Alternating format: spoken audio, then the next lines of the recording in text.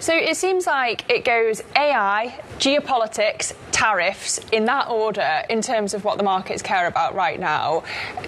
Why, just for the record, don't markets seem to care about tariffs this morning? Morning, Lizzy. I think that, I would just tweak that narrative slightly. I would say the markets care about three things in this particular order: AI, and AI. They don't care about geopolitics, evidently.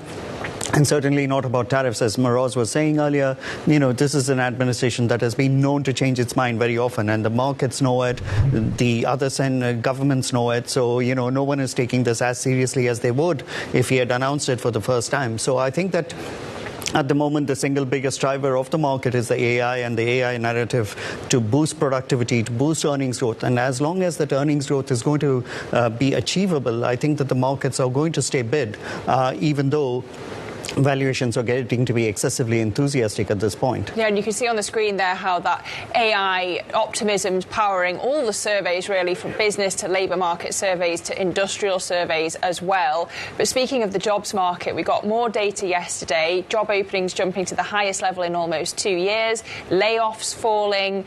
That could reinforce the case, it seems, for a rate hike. So let's just listen to what the Cleveland Fed President Beth Hammack had to say. For today, it's reasonable to keep rates steady given the uncertainties around the economic outlook. But if recent trends continue, it may soon be appropriate to act. Based on the data, I'm more concerned about the growing risks of persistently elevated inflation than the risk to full employment, and that monetary policy may not be sufficiently restrictive to bring inflation down to 2%. So a third of the way through the jobs data that we're getting this week, are we just basically bracing for a Fed tightening now? I think that it is becoming more and more urgent because the real labour market has been resilient.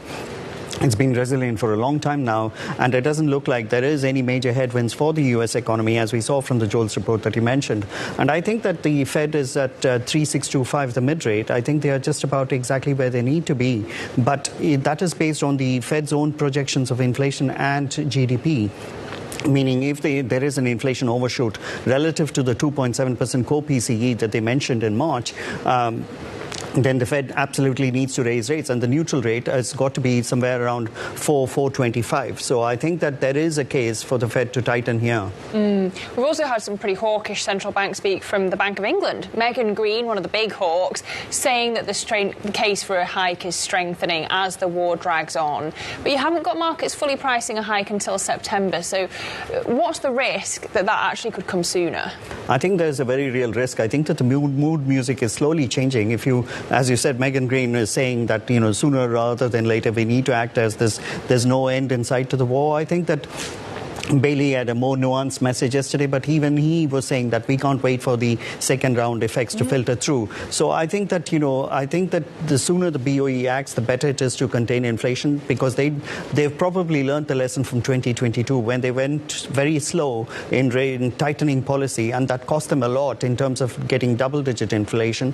We are not going to get double-digit inflation this time around, because demand is weaker. But I do think that there is a solid case to act sooner rather than later. That will mean that the Bank of England doesn't have to mount a rearguard action and start raising rates later on much more. So I think there is a case to go sooner, which is why I think that the September rate pricing may come for some testing in the coming weeks.